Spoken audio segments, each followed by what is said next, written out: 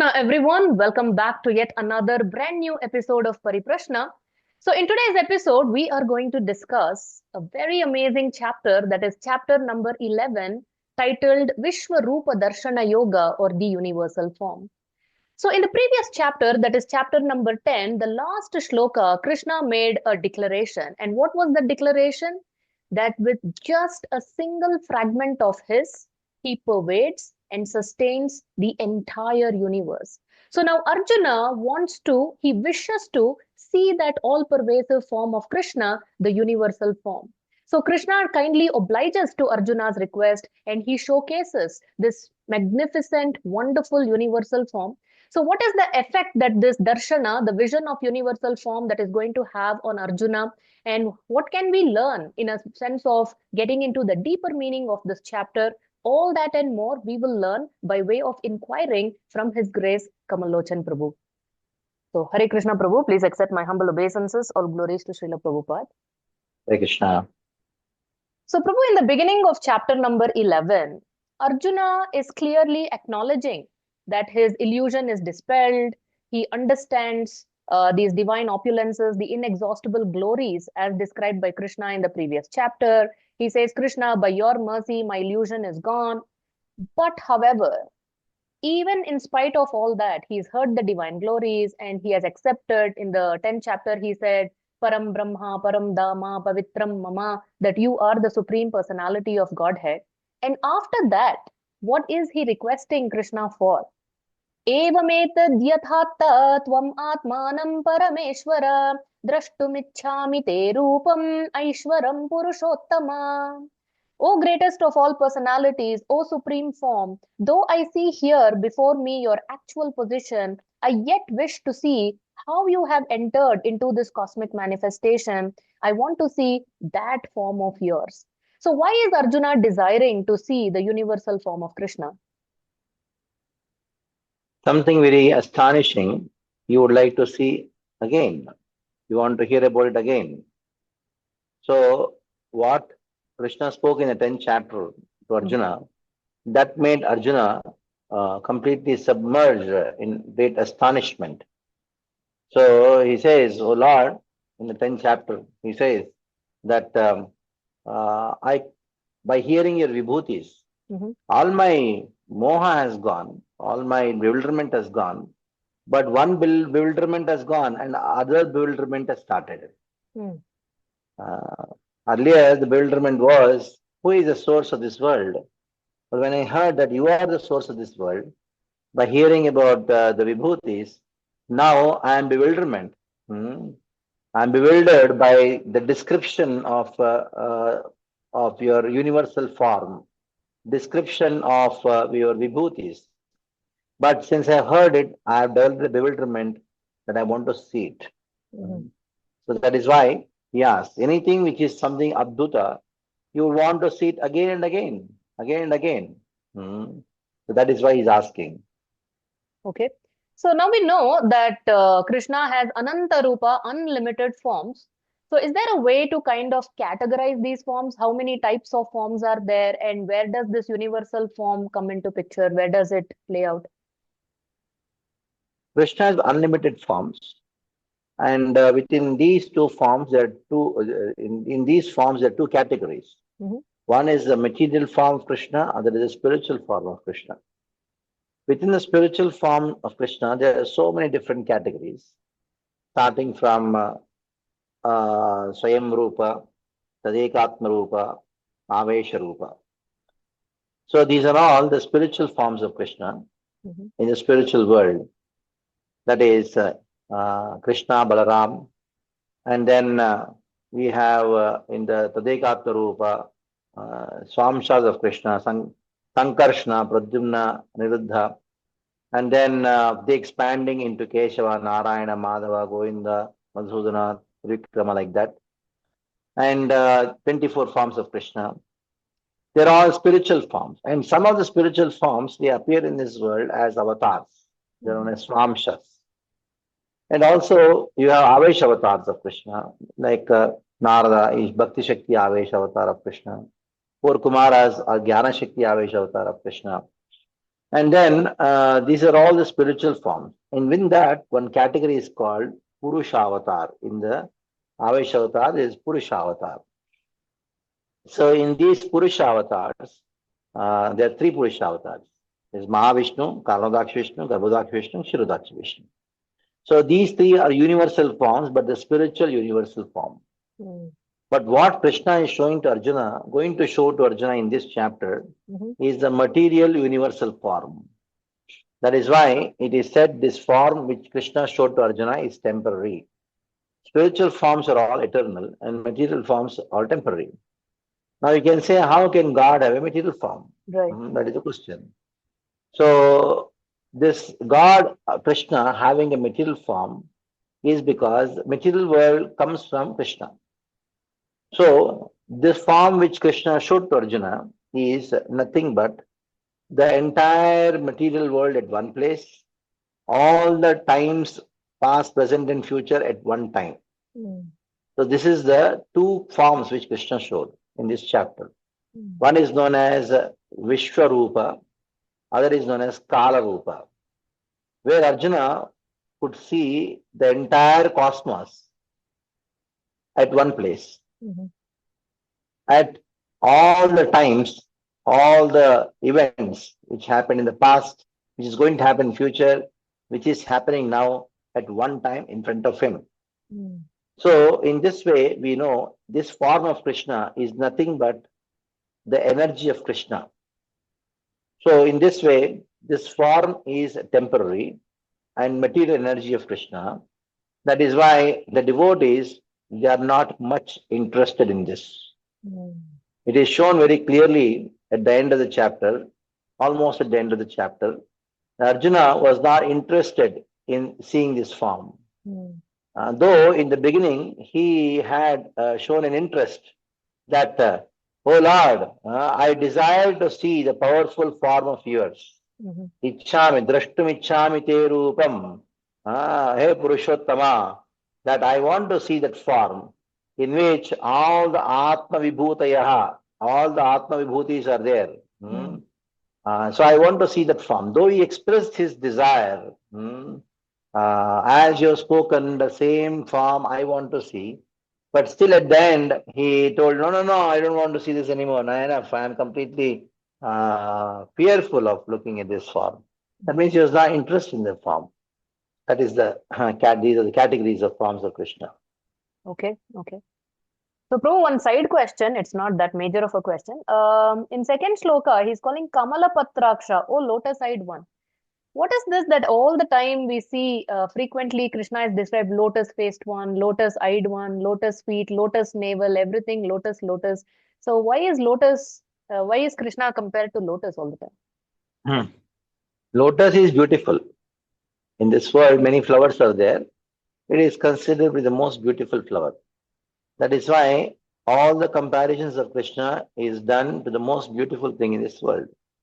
And especially in this verse, second verse, Krishna has been addressed as Kamala Patraksha because of he is manifesting the real beauty. Krishna has all beautiful features, but the most beautiful feature of Krishna is his affection for his devotees. Since he has affection for Arjuna, and since he's got a lot of prema for Arjuna, that is why here Krishna has been addressed as Kamala Patraksha.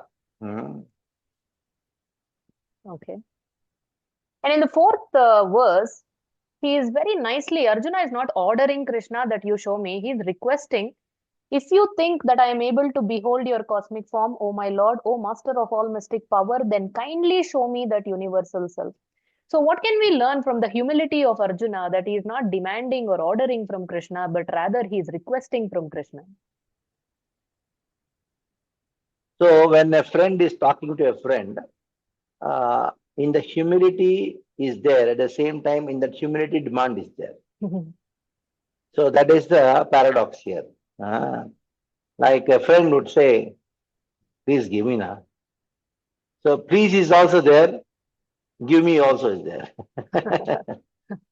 So Arjuna, he says, oh Lord, I want to see your form. For that, I want your approval. Immediately he thinks, I cannot see that form by my own strength. It is only when you show, I can see. So Arjuna is expressing his humility and his inability and is teaching us, it is not that we can have darshan of Krishna. Only Krishna, when he wants to show himself, reveal himself, we can see him. Krishna shows himself to the person whom he chooses. Upanishads also say this thing. Nayam atma pravachena labhyo, na medasha, na bahuna shutena, yam evaisha vrunate tena labhyaha, yam evaisha vrunate. Whom Krishna chooses, to him he tasyesya atma vrunate tanum swam. He reveals himself. It is only by the mercy of Krishna that Krishna is revealed. Krishna reveals himself. Janati tattam bhagavan mahino leshanu grihita evahi. Until unless one Krishna shows anugraha, lesha anugraha, little bit anugraha, till then you cannot see Krishna. So now, say if you think I am qualified, please show yourself to me. And if you think, if I am not qualified to see you, I know, Krishna, that your mercy potency is going to make me qualified. You are going to make me qualified. If I am qualified, show me. If I am not qualified, make me qualified and show me. Beautiful. So, Prabhu, Arjuna, you clearly said this is the nature, that there is something astonishing and he wants to witness it again. Okay, so that is why Arjuna asked. But however, there can be many people who are non-believers. And when we say, why don't you believe in God? We quote from Shastra, we, quote about other people's, other devotees' experiences. They say, no, no, no, no, no. I want to directly experience God. If there is a God, show me God. Only when I directly experience God, when I see God, then I will have faith. So here the case is different. They want to solidify their faith by having direct experience of God. So how do we address such requests? Yes, if somebody is saying that I can only believe when I see, whatever I see, then only I believe. Seeing is believing. If that is the formula, then that should apply to every aspect. No, why? Not only just not for God. They are very sincere to their philosophy. Seeing is believing. Then that should be applicable to everything. Then ask them to show their intelligence. How can you see your intelligence? So you may say, no, how can we see by these eyes? We can only see intelligence by its effect, the way I'm talking, the logic and all. So there are so many things which are perceived by effect. So it is not just seeing is believing. You believe many things without even seeing. You believe that you have intelligence without seeing that. And you believe you have pain without seeing the pain. No, I'm experiencing that. Yeah, that is true. So many things are experienced and then trusted upon or believed. Many things are understood by logic and then believed upon. In the same way, God, also the same thing. Because God cannot be seen by these eyes. Krishna cannot be seen by these eyes. Because Krishna is Satchitananda and our eyes are Asat Achit Nirananda. Material eyes cannot see say spiritual form until unless the Lord himself shows onto the person. Even if you want to see someone, you want to see the Prime Minister, you have to be qualified to do that. So Arjuna is talking about the qualification. So you can have a desire to see God, but if you don't have the qualification, you have to be qualified to see God. And the qualification to see God is faith. Now, you may say, no, I don't accept anything blindly. Yes, don't accept anything blindly. But in the previous sessions also, once I told about thing that somebody is driving a car. He has total faith the car which is coming from the opposite direction, the driver is not drunk. He has faith in that. That is why we are able to drive the car. And we are able to breathe. I am breathing air. Why? Because I have faith there is no poison in it. There is no poisonous gas in it. And you go to a hotel or a restaurant, you eat food because you have faith that that person who is serving the food has not put poison in it. Otherwise, you have to go for a poison test of the food every time you eat, every time you go to the hotel. So everything starts with some kind of faith.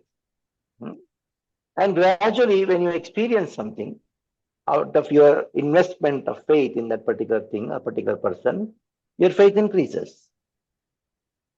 So start with some faith, minimum faith. How is that? How is it possible when you start studying the Bhagavad Gita? As much as don't have to accept, or nobody should accept anything blindly. In the same way, one should not reject anything blindly. So why are you rejecting Bhagavad Gita? Have some faith. You're reading so many books. Read one more book called Bhagavad Gita. And start doing that. If you have some experience which is making you happy, then you read more.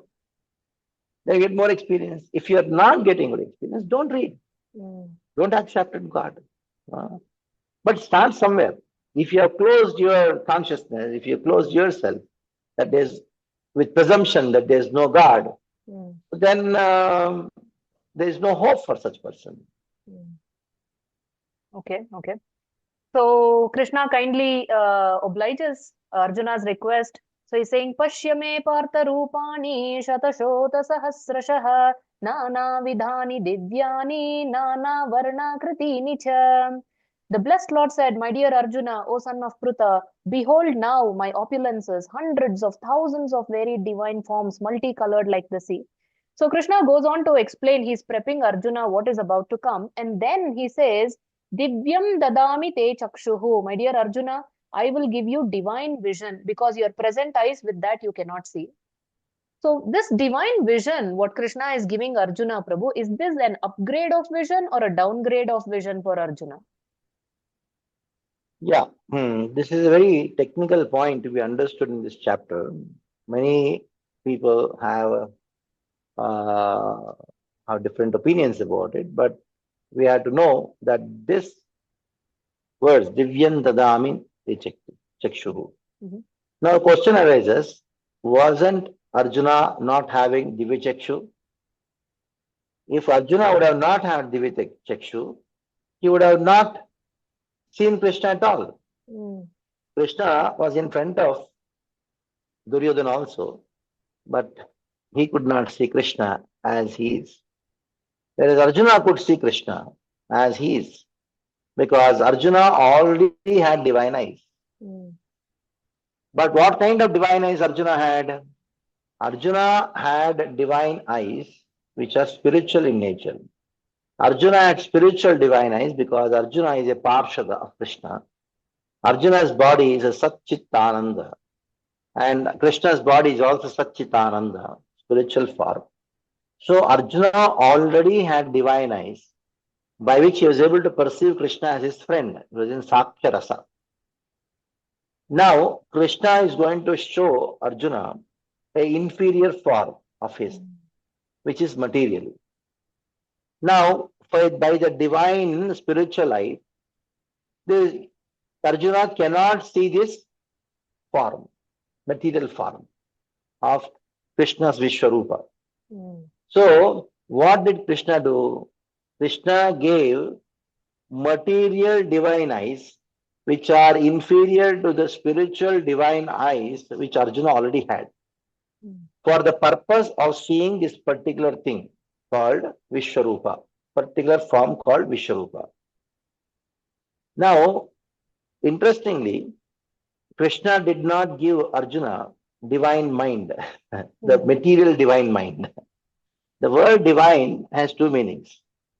Something highly superior in material realm, that is also called divine. Like, for example, people in Swarga are called divine. Not because they are spiritual, because they are far superior to you in material assets, qualities, beauty, strength, etc. So just because the word divine has been used, that doesn't mean transcendental.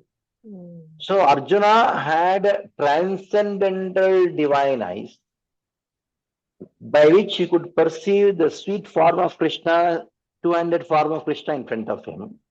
And seeing Krishna as his friend, he was relishing Sakyarasa. But now he had the desire to see the material universal form of Krishna. So Krishna told Arjuna, you have the spiritual eyes by which you cannot see the material form which I am going to show. So that is why I am going to give you a divine eyes which are material. Material divine eyes. Why it is called divine, though it is material? Because it is far superior to the human experience. Though it is material, but it is far beyond the material concept what we have as humans. So Krishna gave Arjuna material divine eyes, which are inferior to what Arjuna already had called the transcendental divine eyes. Interestingly, Arjuna did not give, Krishna did not give Arjuna divine mind, means material mind. That is why Arjuna still maintained his Sakyarasa, divine mind, spiritual, transcendental divine mind. So because of that, he could not relish this universal form. So, universal form of Krishna, which he showed in this chapter, it is not for devotees who are in love with Krishna, because they cannot love this universal form. It is only a litmus test for those atheistic people who don't accept Krishna as God. In future, if somebody proclaims that I am God, then they should show their Vishwa. That is why Krishna, to just convince the atheistic people that I am God, so he showed this Vishwarupa. But in this Vishwarupa, this chapter, what he showed, is not very much appreciated by the devotees or liked by the devotees, including Arjuna. Very intriguing, Prabhu. Super interesting.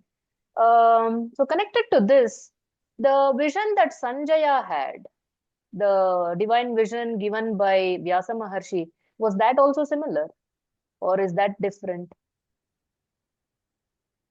Vyasa gave Sanjaya a divine vision.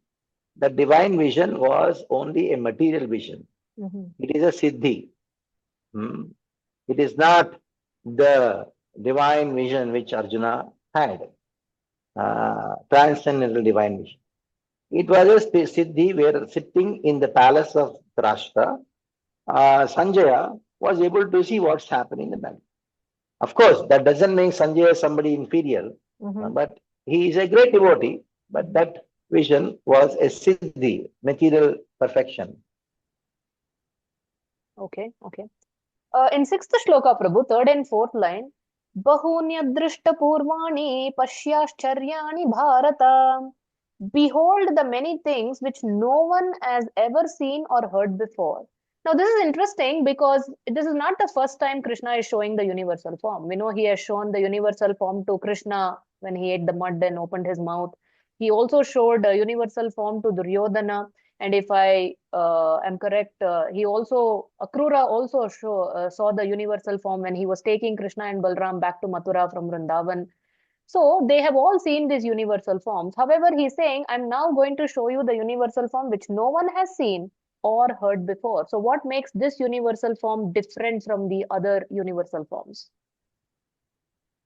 So the universal form which he showed to Akrura, that was the spiritual form, Mahavishnu.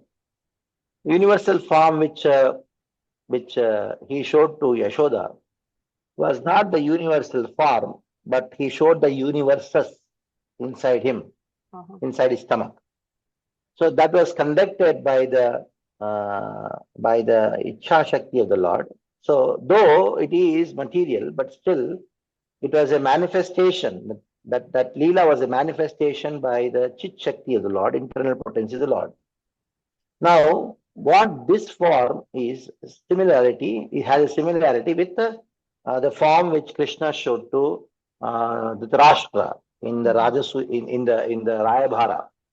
When he went for the Sandhi, there Duryodhana wanted to bind him. So Krishna cannot be bound by a person like Duryodhana. He can only be bound by Yashoda. Love, only love can bind. So there he showed the universal form, which is material, but it was partial. So what this form is a complete version of the partial form which was shown by Krishna to Duryodhana and Dhritarashtra when he went for Rayabhara and Sandhi, when Duryodhana wanted to bind Krishna. Okay. So, Prabhu, you talked about how Arjuna had spiritual divine eyes with which he could not see the material universal form. So, Krishna gave him the material divine eyes. And now, someone like us, we have only material eyes, charma chakshu. And with this material eyes, we are trying to behold the beauty of Archa Vigraha, the deity form of Krishna, which is completely spiritual.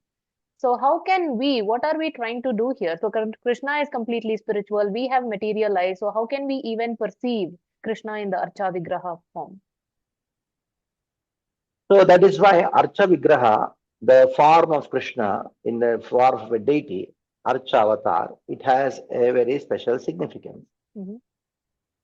Krishna knows very well that we cannot see him and serve him by these charma chakshu, because Krishna's form is Satchitananda, and we cannot serve him because he is also Satchitananda, and we don't have Satchitananda Sharira, spiritual body, to serve him. But Krishna has told that Jiva Swarupo Krishna Nityadas, Chaitanya Mahaprabhu told to Sanatana Goswami, Mamaivaamsho Jivaloke Jiva Sanatana, we are all amshas of Krishna. So since being amshas of Krishna, we are supposed to serve Krishna. How can we serve Krishna if he is there in the spiritual world, we are in the material world? Mm. For the purpose of accepting service from those who are conditioned, like us, conditioned souls like us, for the purpose of accepting seva from those who are not qualified, Krishna, he takes a special incarnation called Archavatar, which is known as deity, which is known as Sri Vigraha. Mhm. So, this is a special incarnation of Krishna for the purpose of accepting seva and the purpose of giving darshan. So, this Archavatar or the deity or Sri Vigraha becomes the most compassionate incarnation. Most compassionate incarnation of Krishna. Mm. You may say, hey, how can it be called incarnation? Mhm. Because I saw one man was smoking beedi and making the deity of the Lord. How can this stone? How can this be God? Mm. So the form which is exhibited by the deity. Now for that you should know there is a distinction between the object and the form. I don't want to get into the Sankhya aspect of it, the physics aspect of the Vedic physics aspect of it. But the form is Krishna's form, though it is made up of stone. Though it is made up of stone, it is Krishna's form.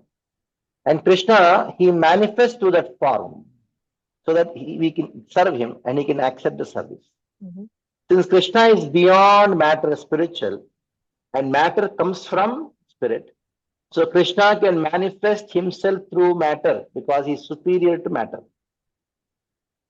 Though Krishna doesn't have a material form, that doesn't mean he cannot accept a material form. Here's a small example. King has everything. King has everything. What does he? He doesn't have everything he has. Mm. But does he have a beggar's dress? No, he doesn't have. But for some special purposes to find out what is happening in the kingdom, though the king doesn't have a beggar's dress, a poor man's dress, torn of cloth and all, he wears it so that he can go in the city and find out what's happening in the city as a Gupta, in a Gupta Rupa, in incognito. So for a king, though he doesn't have beggar's dress, he accepts it for a special purpose. In the same way, Krishna, though he doesn't have a material form, for the special purpose of giving seva to the conditioned souls who are not qualified to serve him, to show excessive mercy unto them, though Krishna doesn't have a material body, he accepts the material form. That is called Archa Vigraha. That is why among all the different forms which Krishna has, the most merciful form, most compassionate form of Krishna is Archa Vigraha, because he gives opportunity for us who are not qualified to serve. He tells, come, you can dress me, you can feed me. Though you are not liberated, though your mind is full of material desires, still he gives us an opportunity. Now, even though when he appears as Archa Vigraha, it is not that we go and have darshan. it is he giving us darshan. Even the Archavigraha form cannot be seen by his material eyes. What we are doing, going to the temple and seeing the Archavigraha, is that we are giving him darshan. Please show your kripa kataksha. Please look at us. Please glance at us. When you glance at us, our consciousness becomes spiritual and divine, so that our eyes gets the qualification to see your form. Wow, beautiful. So, Prabhu, there are three individuals who are describing this universal form. First, it is Krishna himself describing his form. He's prepping Arjuna for what he's about to see. And then once he displays the universal form, there is Sanjaya who is sitting in Hastinapura. He is trying very hard to describe to Dhritarashtra who is blind by giving so many analogies, helping him understand what he is witnessing. And then it is Arjuna. He is also describing the universal form. So when Sanjaya is describing to Dhritarashtra, he is not only describing the universal form, he is also indicating to Dhritarashtra what effect Arjuna is going through. What is he feeling as he is seeing this universal form? So in the 14th shloka, Tatassa vismaya vishto hrishtaro dhananjayah pranamya shirasa devam kritanjalir abhashata. Then, bewildered and astonished, his hair standing on end, Arjuna began to pray with folded hands, offering obeisances to the Supreme Lord. So this hair standing on end, we have seen for Arjuna right in the first chapter, when he saw the entire Sainya Nirikshana that he did. That time also he himself said, my hair is standing on end. So what is the difference between his hair standing on end at that time and what he is feeling now? So at that time, when Arjuna saw Krishna in the first chapter, Vepasta Sharirame Romaharshasu Jayate. Gandivam Samsate Hastat. Gandiva is falling. That is because of his bewilderment by the modes of nature. Of course, at that point also, what Arjuna experienced is by the will of Krishna. We should know Arjuna is a Parshada of Krishna, eternal associate. He can never be put into illusion. He is never in illusion. But by the will of Krishna, he was put into illusion by Krishna. So that he can ask some questions and he can answer and we can get the Bhagavad Gita.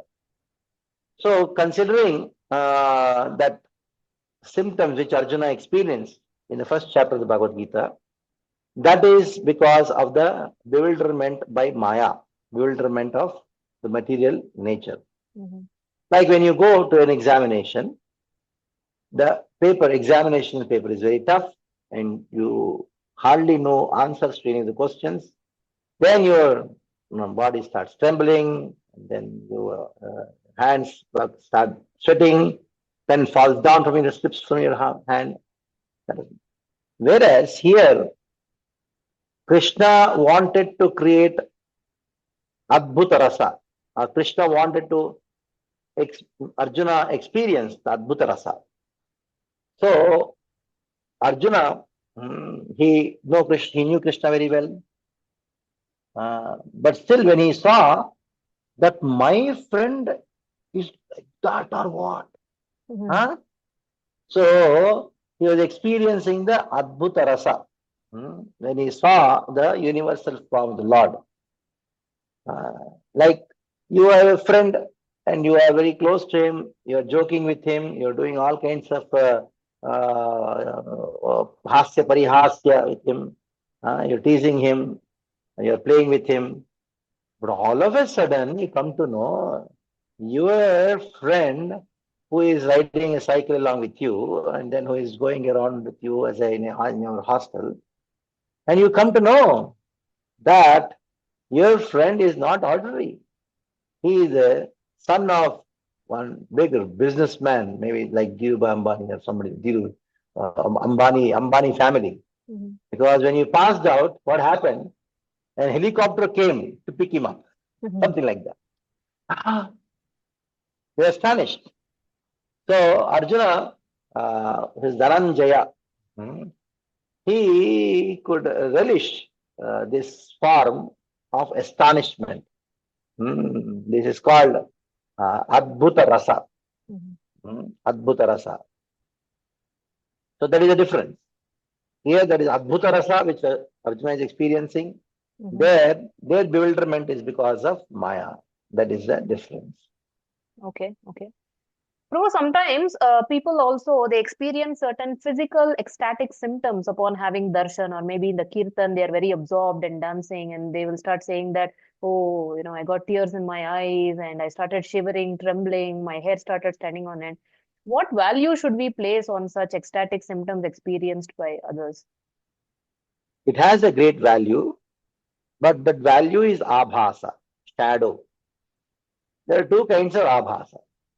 One is for those who are not practicing devotees, they just come to temple and just being in contact with the Krishna without they even knowing, tears roll down. Here in the kirtan, they experience an ecstasy because Krishna gives them that, even though they don't even know who is Krishna. It is because of they coming in contact with the process. They coming in contact with the names, holy names of Krishna, which is non-different from Krishna. They are in connection with Krishna. If you put your hand in fire, whether knowingly or unknowingly, the fire burns. The same way, when they come in contact with Krishna, because of their simplicity, there no offense, they experience abhasa. Abhasa, shadow. That is not real. But in Krishna consciousness, even unreal, which is actually called shadow, that is also in one sense real. And when somebody takes up the sadhana, the process of Krishna consciousness, even though they have not achieved the level of bhava, they experience sometimes these symptoms of ecstasy of bhava. That is also abhas. So these are the two kinds of abhas. Before taking up Krishna consciousness and after taking Krishna consciousness. But this abhas becomes an impetus for both, in both kinds of people. Those who are just new and those who are sadhakas, that becomes impetus for them to further progress in devotional service. Like for a mother sometimes would give a chocolate to the child so that the child would study nicely. That becomes impetus. And that doesn't mean that the chocolate the child gets every day. Sometimes. That's abhas. That is shadow of the real symptoms. But that also has a great significance. Okay. So why, in spite of being a Nitya Parshada, Arjuna is losing his balance? He in his own words, in the 25th sloka, he's saying, O Lord of Lords, O refuge of the worlds, please be gracious to me. I cannot keep my balance, seeing thus your blazing death-like faces and awful teeth. In all directions I am bewildered.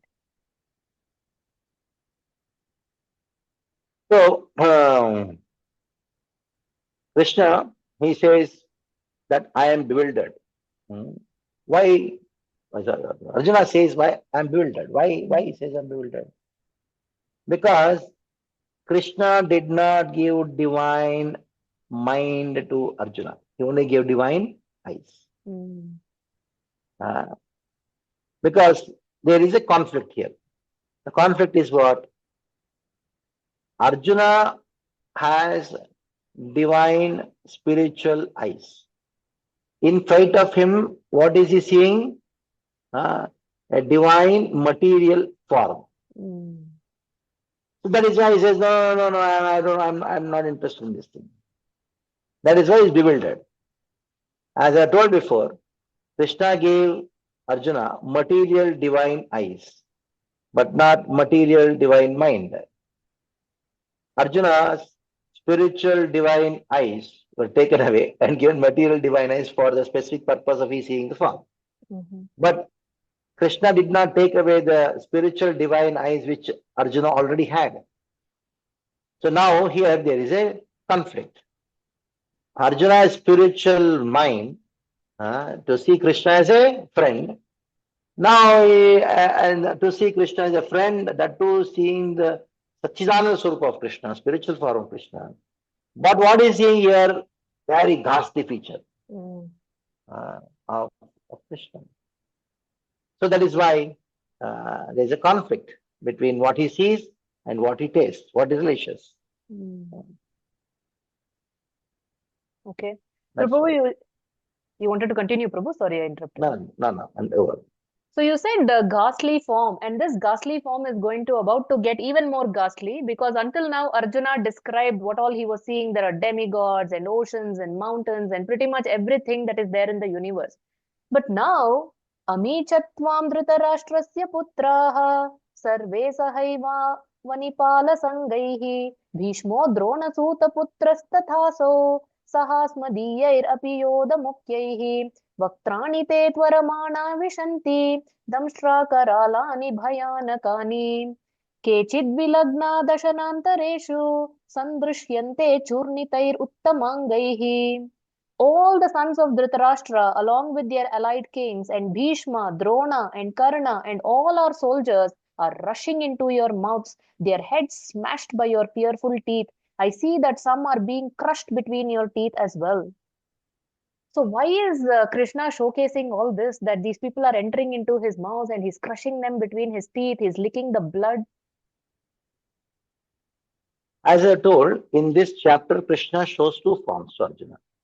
All space at one place, all time at one time. So till now, what Arjuna saw was the all space at one place. Right. Now, what is he showing to Arjuna? All times, past, present, and future at one time. So in this world, you are only two things: time and space. And the scientists are completely bewildered in these two subject matters: time and space. So universal form means it includes both the Vishva Rupa and Kala Rupa, both. So now what Krishna is showing is Kala Rupa, Kalosmi, I am time. So now in what does the time do? This is what the time does. So all those who are Lokapalaha, those are very prominent warriors, and they're all entering into the sharp teeth of Krishna. And they are being ground, and they are sticking through the teeth. That means they are being killed. So kill or death is a symptom of time, external manifestation of time. In this world, we can perceive time in the form of death. So what does Kala do to everyone? It kills everyone. So this Kala Rupa, Arjuna could see that everybody is dying. And interestingly, if you see that war has not yet started, now all are already killed. Right. Already killed. So this is what Duryodhana himself has told in the first chapter of Bhagavad Gita, 9th verse, where he tells to Dronacharya, you see, in my side, there are so many people who are willing to give up their life for me. Necha Bahashura, Madarte, Takta Jivita. Madarte, for my sake, they are willing to give up their life. But that also has another meaning. When Duryodhana says Madarte, it means because of me. They're all going to die. So now, this is one indication that they're all actually dead because of Duryodhana. Then Arjuna told Krishna, take me between these two armies.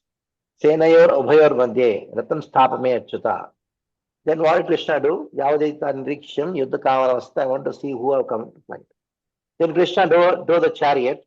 Stapayitva Ratottam. He placed the chariot between the two armies.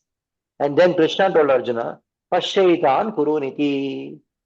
You see all the Kurus in front of you you wanted to see, now just see. So why Krishna showing Krishna saw, and what did he do? Hatakata, he stole all their life heirs. So Krishna already killed everyone. Vishwa talks about it. Hatakata saniriksham, in his prayers of Vishma in the first canto, 9th chapter, where Bhishma is praying to Krishna, standing in front of him. So I know that you already taken the life as. So that is shown to Arjuna. Yes, I have already killed them. That is why, what is he saying in further? He says, Nimitta Vatram Bhavasavyasachin. Just you, Yasholabhasva. You just take the credit. So what did Arjuna do? Whom did he kill? He killed those who are already killed. He had killed only dead bodies. So just become a nimitta.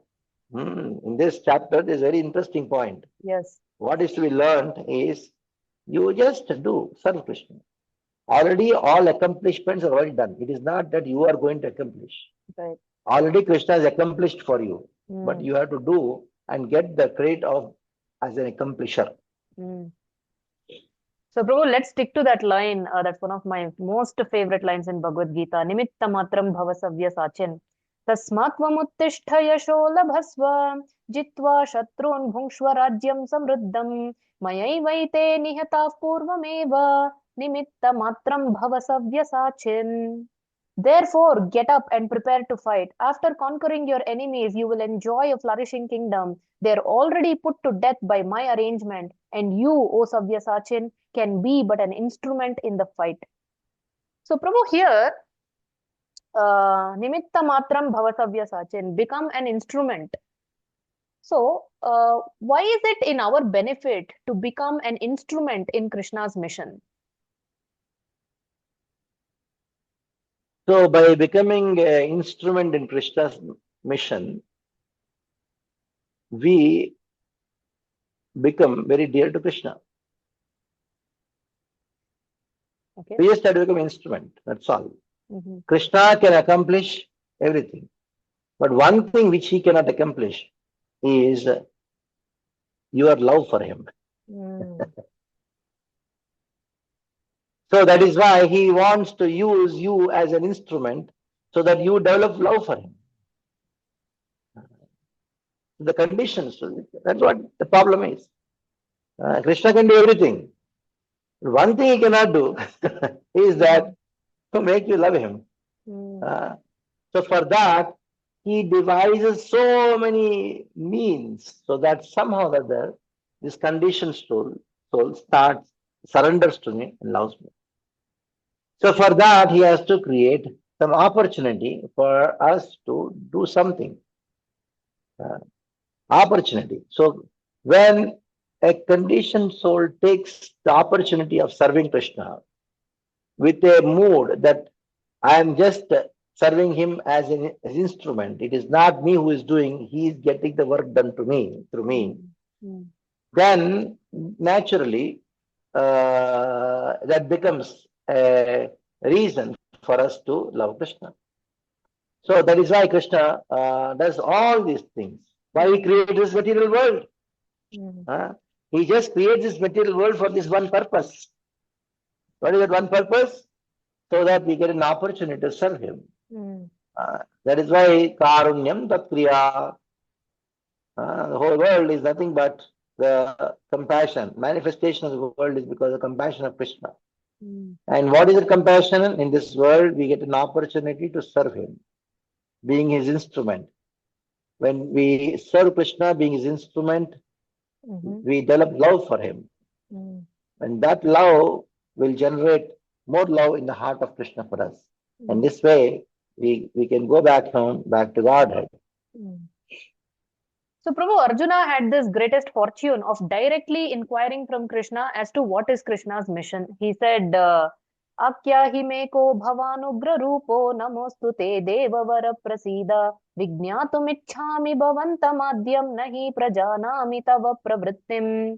O Lord of Lords, so fierce of form, please tell me who you are. I offer my obeisances unto you. Please be gracious to me. I do not know what your mission is and I desire to hear of it. So he clearly said, I do not know what is your mission and I desire to hear of it. And Krishna also was very merciful. He told him what is his mission. The blessed Lord said, Time I am, destroyer of the worlds, and I have come to engage all people. With the exception of you, the Pandavas, all the soldiers here on both sides will be slain. But in my case or anybody else's case, how do we understand what is Krishna's mission for my life? What am I supposed to do? For Arjuna, it is very clear he is supposed to fight. That is Krishna's mission. But what am I supposed to do? That is why Krishna creates a system of Guru Parampara, Sampradaya. Krishna gave the knowledge to Brahma, Brahma gave to Narada, Narada to Vyasa, Vyasa to Madhvacharya, Padmanabha, Narahari, Akshobhya, then you have Jayatirtha, Jnana like that you have the whole parampara. So that is why one has to approach a guru who is coming in the parampara and then understand what I'm supposed to do. As simple as that. For Arjuna, Krishna was directly acting as spiritual master. For us, we should approach a spiritual master who is coming in the line of the Guru Parampara. Surrender to the spiritual master, which was very distinctly described in the second chapter of the Bhagavad Gita, where Arjuna says to Krishna, Karpanya dosha vata svabhav prachyavitam dharma samura cheta yashreyasya nistam ruhitam me sishyasteham shajunam tvam prapannam. So this verse echoes the Upanishad mantra, Tasmad Gurum Prapadyeta Shreya Uttama. So you have to approach a spiritual master, Tasmad Gurum Prapadyeta, Jignasu, and inquire from him. Samitvani Shrotivyam Brahmanishtam. So you have to take Samitipani, the sacrificial requirements, and then approach a spiritual master and him and inquire from him. So then you'll get the knowledge. Rather, when you approach an acharya in the sampradaya, then not only you will be just getting to know the verses, but also an elaborate explanation of the verses. Arjuna could only hear the verses. Of course, he had the intelligence to understand the different aspects of the verses, fine. But as the sampradaya grows, there are more and more commentaries from the Bhagavad Gita, which gives an elaborate explanation. Not only explanation, Acharya not only explains, but also he shows, by example, how to accept these teachings in your life and show. So Arjuna had the intelligence to understand and would get direct inspiration from Krishna. Whereas we have more compassion on us by Krishna through the parampara. We not only get the explanation for it, Arjuna would only get the verse, but also inspiration by looking at the Acharya. Beautiful. So, Prabhu, the result is already fixed here. The match is fixed. So, Krishna has already shown that I have killed all these people. So, in our case also, is the result already fixed? Whether we take part in Krishna's mission or don't take part, what has to happen will happen. Is the result already preordained? The result is already preordained. But who will be the player, whether you or somebody, that is up to you. Using the free will. Using the free will. So the result is already fixed. What is the result? Prithvi Tate Jato Nagaradigram Sarvatra Pracharve Mornam. Chaitanya Mahaprabhu has clearly told that in this world, throughout the world, my name will be spread. That is already fixed. Because Nammalvar, 5,000 years back, just Kali Yuga started in the 43rd they appeared.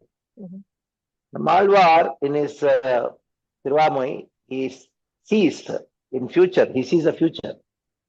He sees that I am able to see, condemn, I am able to see that the devotees, they are jumping up to their height and then doing Nama Kirtan.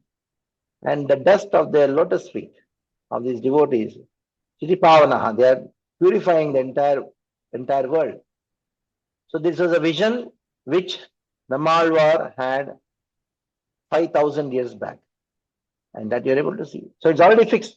But who is going to be the dancer in that? That is up to you.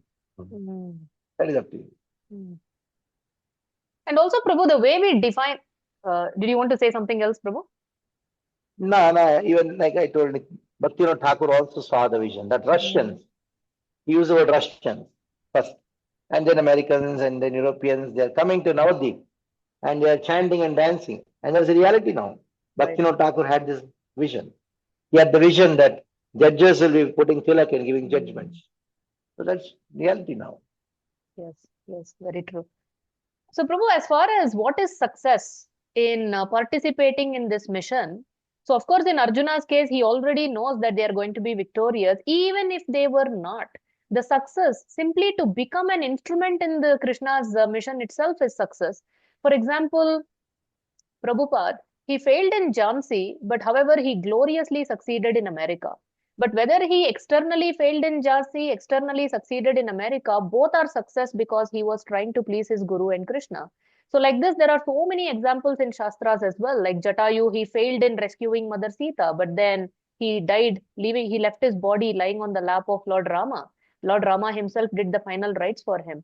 Even the Gopabalas, the very first attempt, when Krishna himself told a clear instruction, go beg the food from the Brahmanas, and they failed in bringing the food from the Brahmanas.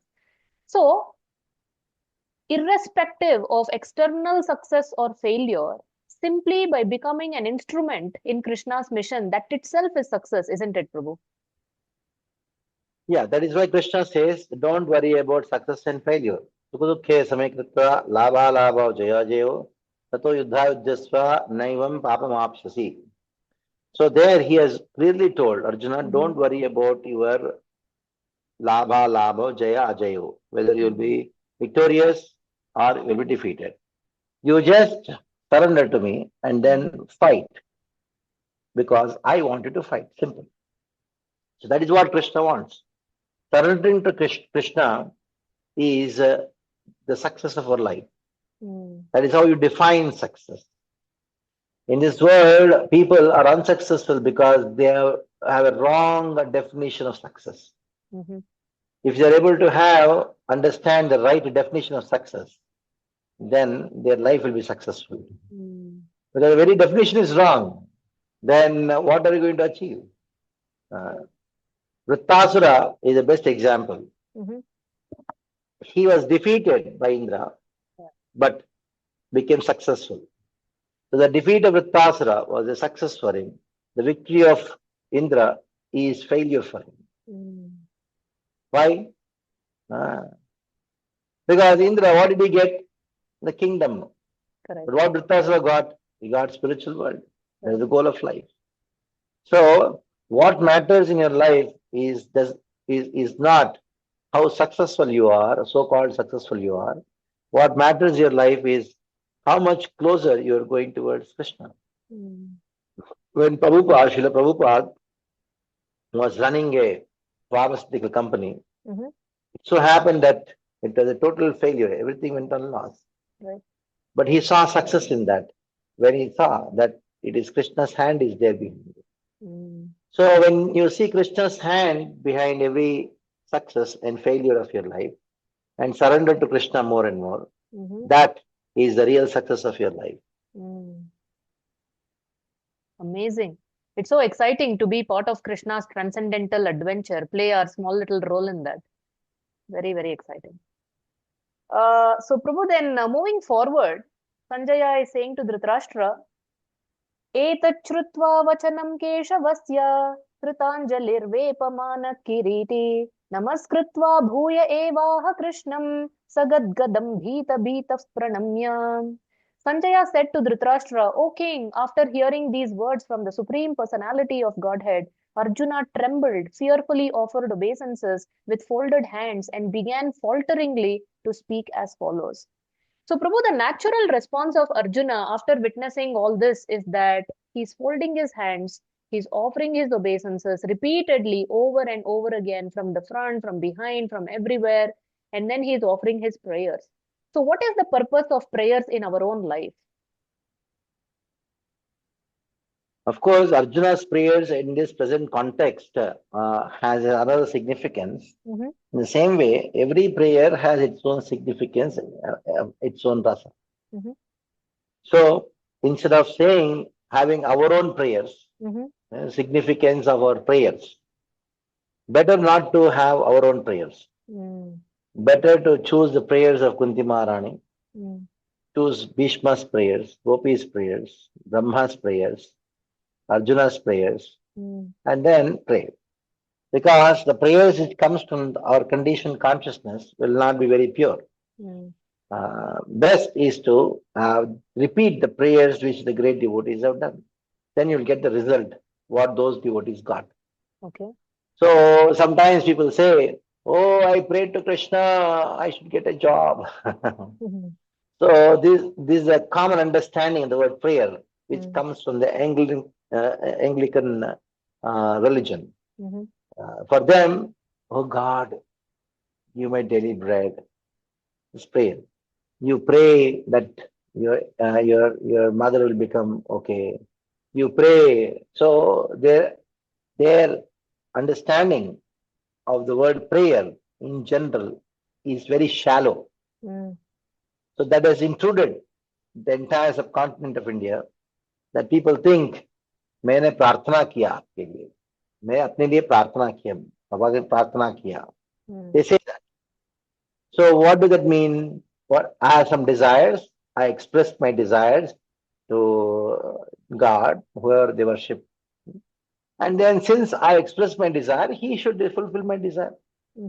And for him, I gave some rishwat. I bribed him by one nariyal and some one agarbatti or something like that. So that since I given one nariyal to him, prayed, and he should fulfill my desire.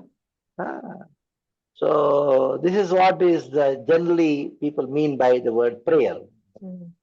But really the prayer means that you pray what the prayers which are offered by the great devotees, exalted devotees, is found in the Bhagavatam and many places in the Puranas, Mahabharata and scriptures, even Bhagavad Gita also, that you offer to Krishna these prayers. And all these prayers are different flavors. So since you asked the question, what is the significance? The significance is very simple. Prayers are nothing but the expression of the bhava, bhakti, which the devotees have for Krishna. Their expression in the form of words. When you repeat again and again and again, when you do it, chant those prayers repeatedly, that bhava, which is there in that prayer, which was hidden in the heart of the devotee, enters your heart. Okay. That is significance. Okay. In those prayers, there is a blessing of the devotee. Bhakta Anugraha is also there. That is why Bhagavan, Krishna, he also shows Anugraha to you because you already have the Bhakta Anugraha. Okay, okay.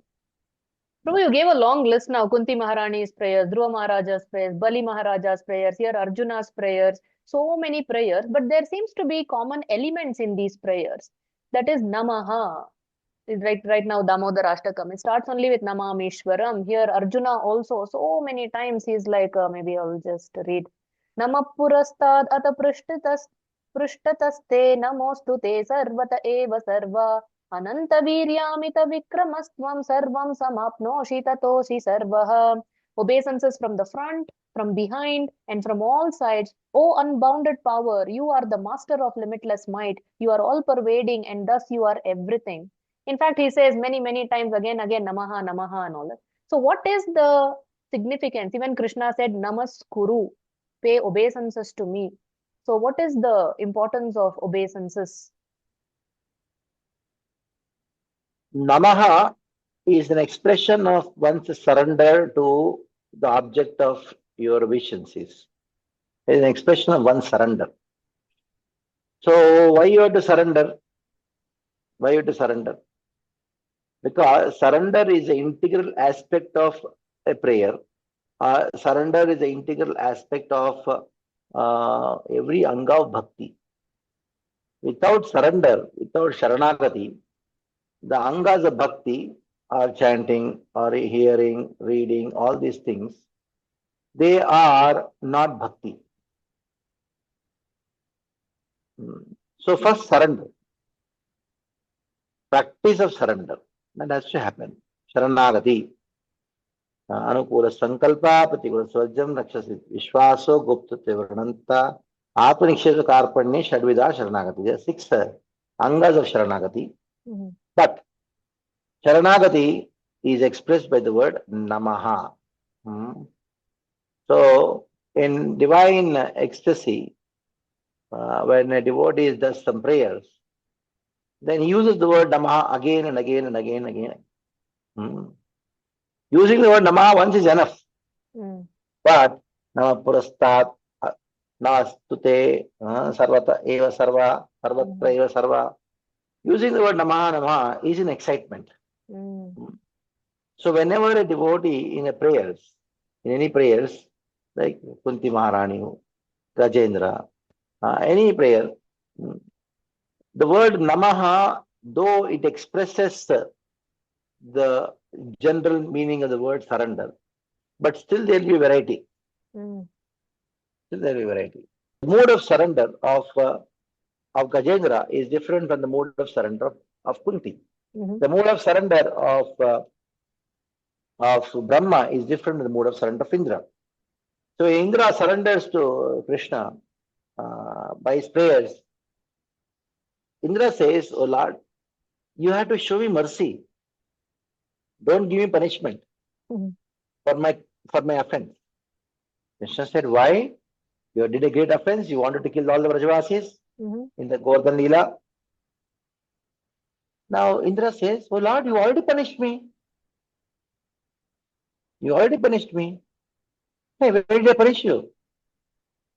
I sent the Samvartaka cloud.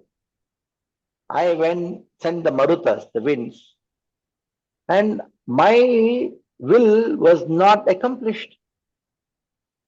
What else can be a better punishment for me than that?" So Arjuna had a fear, Indra had a fear that Krishna will take away his kingdom, Indratva, and give it to somebody else. And give it to somebody else. So in that fear, he surrendered his kingdom to Krishna. And he said, "You are Govinda. Now you are real Indra. I have given everything to you so that you can give it back to me." So this is Indra's way of surrender. So generally surrender is the epicenter of any prayer. But the mood in which the word Namaha is used by different devotees is always different.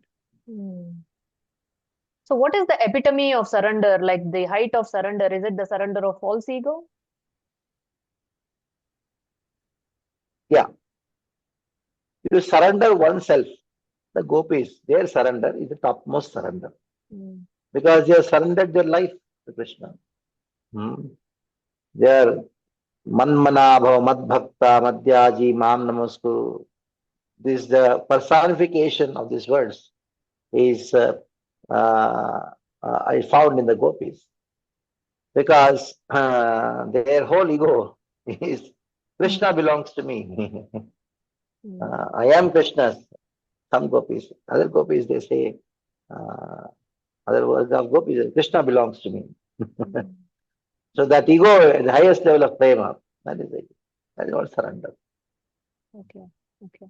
So, Prabhu, offering obeisances is one crucial element of all these exalted devotees' prayers. Similarly, looks like another important element is glorification of the Lord.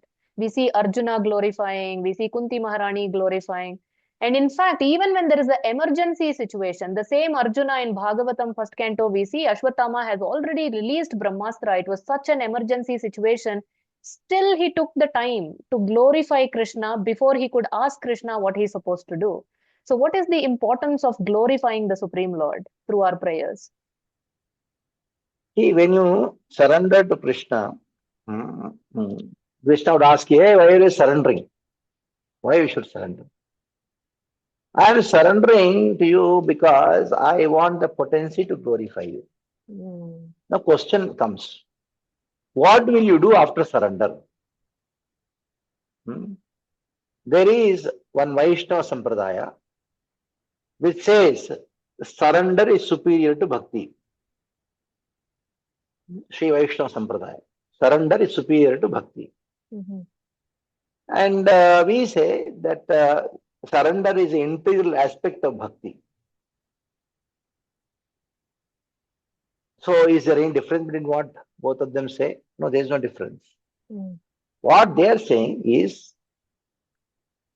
surrender, without surrender, bhaktis have no value. All the bhakti angas have no value. It is only just some activity so that you can just get some benefit, that's all.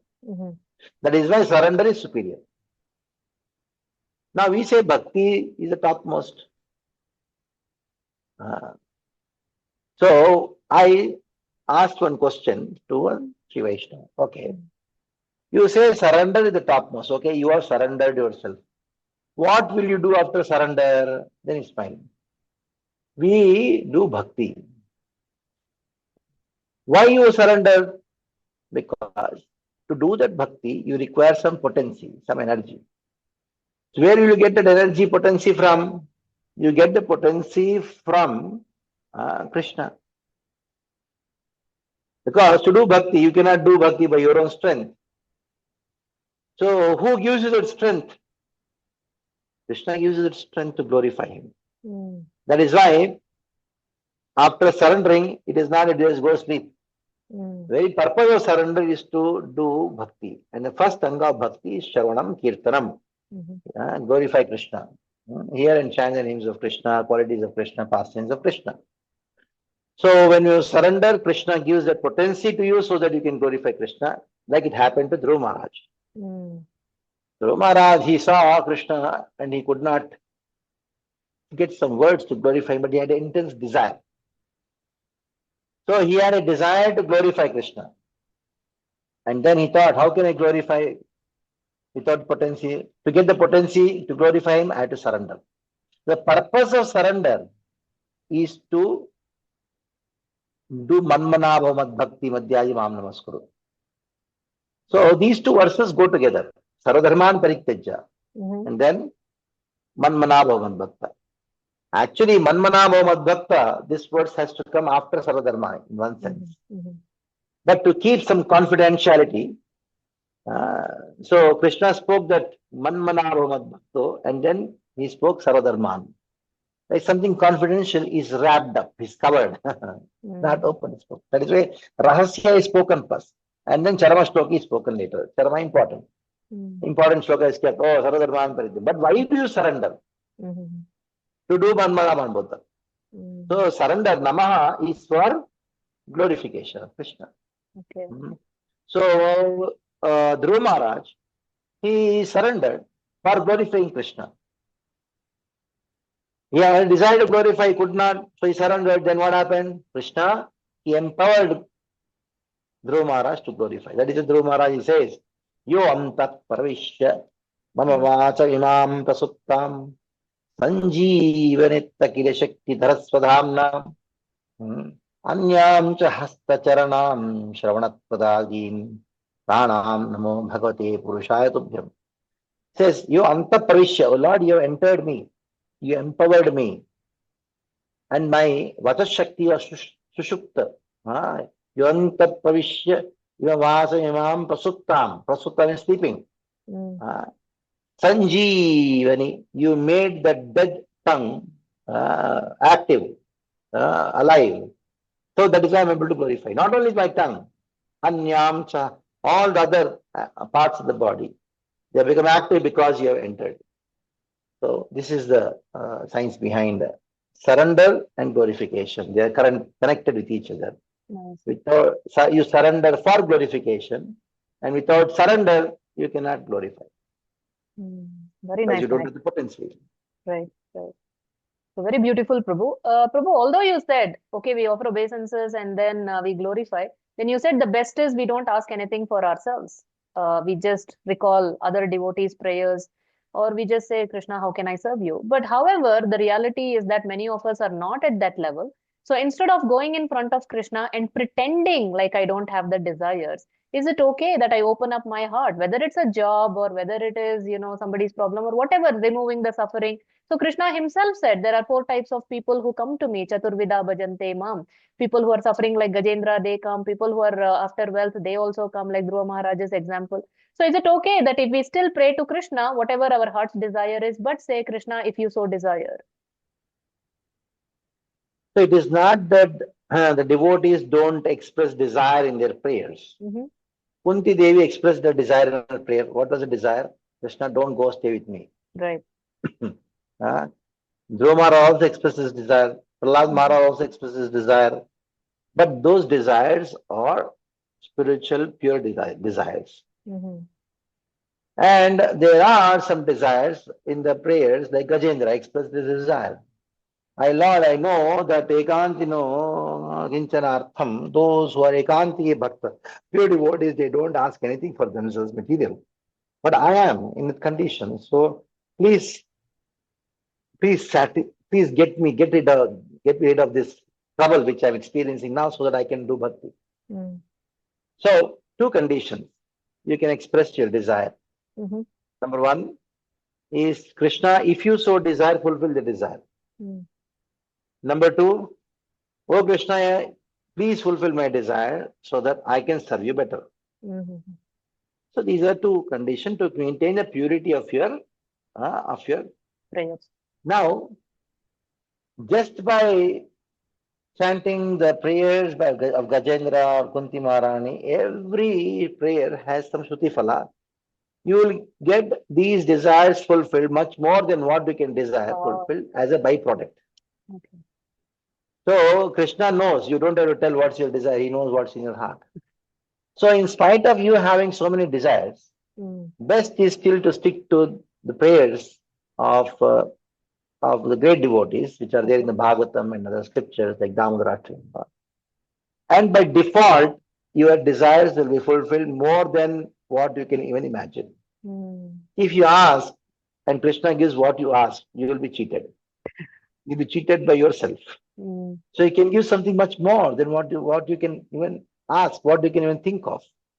So in spite of you having unlimited desires, if you just stick to this one thing, that is just go on chanting Kunti's prayers or Gopi Geetam or whatever you like, whatever you feel comfortable with, whenever you feel comfortable with, you will get not only your desires much more than what you can desire fulfill as a byproduct. That's the procedure. Beautiful. Okay, Prabhu, well taken. Prabhu, in the process of praying, Arjuna says something beautiful. So suddenly he's saying, Saketi matva prasabhamya duktam, Hey Krishna, Hey Yadava, Hey Saketi, Ajanata mahimanam tavedam, Maya pramadat pranayena vapi.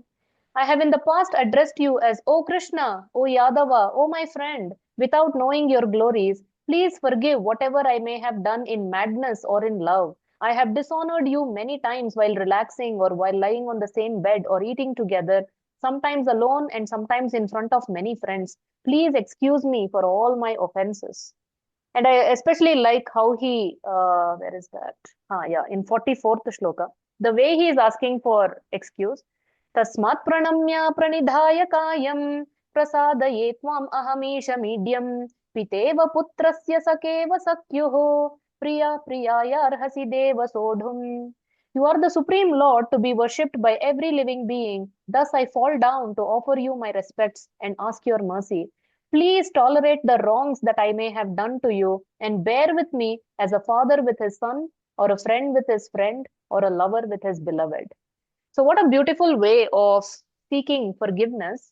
So, Prabhu, two aspects here, if you can just highlight on it. One is the offenses that Arjuna may have committed due to familiarity. He's saying, oh, I didn't know you were so great. I just thought you were my friend and I have done this, this, this. But also the way he's saying, just like a father would forgive his son, a friend would forgive another friend, and a lover would forgive his beloved, please forgive me also. So please say something about this, Prabhu. See, first thing, Arjuna did not do any offense. Right. He is speaking all these verses out of bewilderment. Because Krishna and Arjuna, they are friends. And Hasya Parihasya in friendship is quite fine. Arjuna is speaking all these verses, especially begging forgiveness for the offense, because of he being bewildered. What is this bewilderment? The bewilderment is he saw his friend is so great. His friend is so great. So his Sakya Rasa got disturbed. Sakhyarasa got disturbed. So that is why you have two kinds of friendship with Krishna. One friendship is the way Arjuna had with Krishna, that is known as Aishwarya Jnana Yukta Sakhya, which is generally found in Krishna, associates of Krishna who have Sakhyarasa in Mathura and Dwaraka. And there is Aishwarya Jnana Rahita Sakhya or Kevala Sakhya, which Krishna experiences or devotees experience with Krishna in Vrindavan, in Braja, like Subala, Sridama, and all these people. They are all with Krishna, Madhumangal. Krishna, he lifted Govardhan. And his friends, they say, Krishna lifted Govardhan because he's my friend. Not that Krishna is God, so he could lift Govardhan. Isn't it? So now, all the Brajavasis, they saw Krishna lifting Govardhan, but none of them considered Krishna to be God. When his friends were there, thousands, millions of friends Krishna had. But here Arjuna, when he saw the Vishwa, then his Sakhya got disturbed. So the Aishwarya Jnana disturbs the Sakhya Rasa. In the disturbed state of consciousness, Arjuna is speaking these verses. Of course, you can just take some moral values from it, that a father tolerates son and all this thing. But actually, we should not forget that Bhagavad Gita is a conversation between Krishna and Arjuna, and both are friends. If you have to see from the rasa point of view, of course, lot of philosophy, everything is there. But you forget the rasa, then you will not be able to go into the depth of Bhagavad Gita and reach up to the highest voltage of Bhagavad Gita. Thank you, Prabhu, for giving us a glimpse into the depth of Bhagavad Gita. So towards the end, Arjuna clearly requests Krishna that please, retrieve this form. I can no longer behold this form. And then Krishna obliges again and he shows his four-handed form. And then finally, the two-handed pleasant form, Shyamasundara form. So here in the 52nd sloka, Krishna is saying, Shri Bhagavanu Vacha Sudurdarsham idam rupam drishtavanasi yanmama devapyasya rupasya nityam darshana kankshinaha. The blessed Lord said, my dear Arjuna, the form which you are now seeing is very difficult to behold. Even the demigods are ever seeking the opportunity to see this form which is so dear. Naham vedairna tapasa nadanena na chejyaya shakya evam vido drashtum drishtavanasi mamyatha. The form which you are seeing with your transcendental eyes cannot be understood simply by studying the Vedas, nor by undergoing serious penances, nor by charity, nor by worship. It is not by these means that one can see me as I am. Bhaktya tvananyaya shakya aham evam vido arjuna jnatum drashtum cha tatvena praveshtum cha parantapa. My dear Arjuna, only by undivided devotional service can I be understood as I am, standing before you, and can thus be seen directly. Only in this way can you enter into the mysteries of my understanding. So, Prabhu, what is the rarity of the two-handed form? And number two, the Krishna is saying it's not by your austerity or penance or charity and this and that, but it is only to Ananya Bhakti, that is undivided devotional service, you can see me. So please enlighten us on these aspects, Prabhu. So now, Krishna got defeated in front of Arjuna. Yeah. By showing his own majesty, big form, universal form, and then being praised by Arjuna, this form, which is universal form, which is very rare to see, in spite of showing this, Krishna could not shake the affection which Arjuna had for him as a friend. So people think God is great, and his greatness qualifies him to be God. But actually, it is not the greatness which qualifies Krishna to be God, but it is a sweetness which qualifies Krishna to be God. So in spite of Krishna showing all this magnificent form, Krishna could see Arjuna's affection for the form, two-handed form, in which he could relate to him as a friend. That friendship was not disturbed. Was not disturbed. So Krishna thought that in spite of I showing my opulence, just see how much bhakti, how much love this Arjuna has. He said, no, I don't want to see this form. Okay, showing a four-hand form, that is also not okay. I want to see a two-handed form. Then Krishna tells to Arjuna, this form is very rare. I showed this form to you just to show that the universal form I showed to you, just to show, prove this point. What is the point? That this two-handed form of mine, my form as Krishna, that is even more difficult for people to see. Even devatas cannot see it.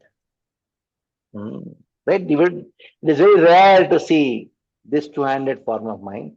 And not only that, Naham Veda Tapasa Nadane Nacha Yajnaya. Even after performance of austerity, charity, worship, it is not easily available to see this two-handed form of mine. Bhaktya, only by bhakti, a person can perceive this form. Apart from bhakti, bhaktya tananya shakya amaya vidorchura jnatum drishtum cha tatvatena pravishtum. Now, what is the meaning of jnatum drishtum cha tatvatena pravishtum? See, tatvatena pravishtum means entering into the proper understanding. That can be possible only by my devotees. So when you worship me, then only you can actually enter into the proper understanding of mine. So that understanding comes by approaching a spiritual master and worshipping a spiritual master. Yasya Devi para bhaktirita devata guru tasyeti katete artha prakashante mahatmanaha. So the proper understanding is revealed in your heart. What is proper understanding? That this two-handed form, which you are eternally perceiving me, and you are perceiving me in the rasa tattva, entering into the rasa tattva, that is very rare. And that is possible only when one performs bhakti. So without bhakti, you cannot understand Krishna. So you may come to the point, okay, Krishna is God. But who is that God? What is his nature? His nature is love. His nature is rasa. Raso vai saha. Akil rasamritamurti. So you can come to some understanding, okay, Krishna is God. But this God who has his universal form, what is he doing? He's dancing with the gopis. He just cannot, he cries in separation with the gopis. This tattva, dasa tattva, Tyatum drishtum cha tatvatena pravishtum. To enter into the rasa tattva. That is only possible by bhakti. Exclusive bhakti. So that is the conclusion of this chapter. Beautiful. Thank you so much, Prabhu. So now we will move on to the Brahmastra round. So Prabhu, in one of the previous Brahmastra, when I had asked you, what is that one thing that you never miss in your daily routine, no matter what? You had said you have some of your favorite verses which you chant even if you are not well or something. So today I want to take up that theme and go ahead by asking, I'll give you certain sections, maybe certain chapters in Bhagavad Gita or some prayers and things like that. So then you can tell what is your favorite verse in that particular section. Request you to keep it simple because it is testing my memory. Okay. Old man now. So the very first one is from Kunti Maharani's prayers, your favorite verse. विपदस्तुता Shashwat तत्र तत्र जगद्गुरो भवतो दर्शनम स्यात् पुनर्भव दर्शनम. Beautiful. From Brahma Samhita. Shri एकांता Kanta परमपुरुष कल्पतरो भूमिश्चिंतामणि. That was. Very nice. Bhagavad Gita, chapter number 12, your favorite chapter. अद्वेष्टा सर्वभूतानां मैत्र करुणैव च जन्मो निरहंकारः समुद्रः सुखक्षमी. In the next episode, we will dive deeper into that verse. So next, Shikshashtakam.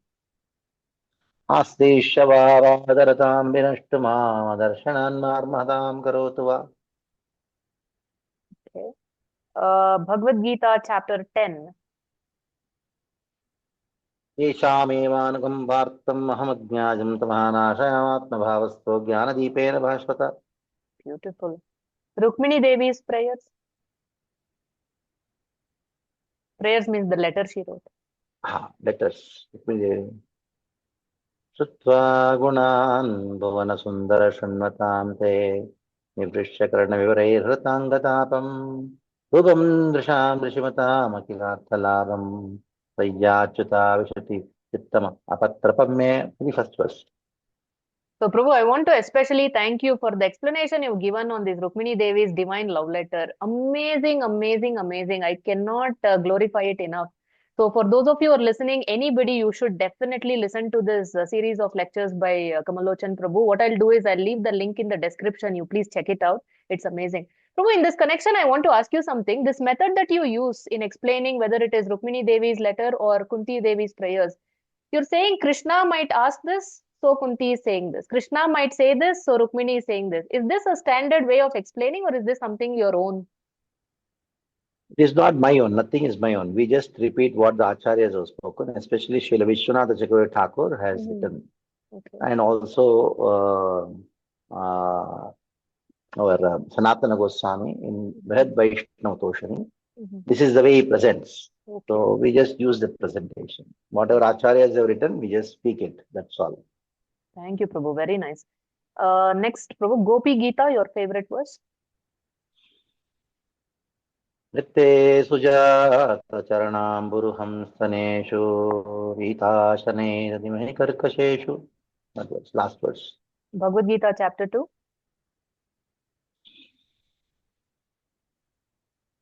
Ragadveshamuktestu vishayanindriyaischaraन् atmavashyairvideyatma prasadamadigaccati. Okay, nice. Bali Maharaja's prayers? I don't remember. Okay, no problem. Prahlad Maharaja's prayers? I read them, but yeah. Yeah, it's not in the memory. Prahlad Maharaj prayers also, it's okay. Not in my memory. Okay. What about Bhakti Rasamrita Sindhu? Very first verse itself. Yeah. That's what I know, and I recite every day. Akhil Rasamrita Murtihi Rasimara Chiruddha Taraka Palihi Kalitaka Shamalivito Radha Priya Vidurajeti. Very nice. Last one, Bhagavad Gita, chapter 18. Chapter 18. So many verses. You can chant more. How many ever you want. 18. Yeah, last verse. Yatra Yogeshwara Krishna Yatra Partho Dhanudha Tatra Shai Vijayabhuti Dhruvani Tirmatirmama. We conclude. Brilliant. Thank you, Prabhu. Episode after episode, you're taking us deeper into relishing Bhagavad Gita. So thank you so very much. So Hare Krishna, dear devotees. So there we go. This was the journey from Arjuna's wonder to Arjuna's surrender. Now, in our own lives, we may not have such dramatic vision where we are seeing the universal form of the Lord. But however, Krishna's message is very clear. He's repeatedly, chapter after chapter, he's instructing us that we have to develop unalloyed devotion towards him. And through that devotion, we can start seeing Krishna, perceiving Krishna in every moment, in every experience, in everything of this universe, and in every being. So I hope that this series of episodes from Pariprashna is helping us all grow in that direction and come closer to Krishna. So thank you very much for being part of this journey. We will catch you in the next episode where we are going to get into Bhakti Yoga, chapter number 12. Very small chapter, only 20 shlokas, but power-packed shlokas. So I am really looking forward to get into it. I'm sure you are too. So please share this episode with everybody that you know. Until then, stay inquisitive and stay Krishna conscious. Hare Krishna. Hare Krishna, Prabhu.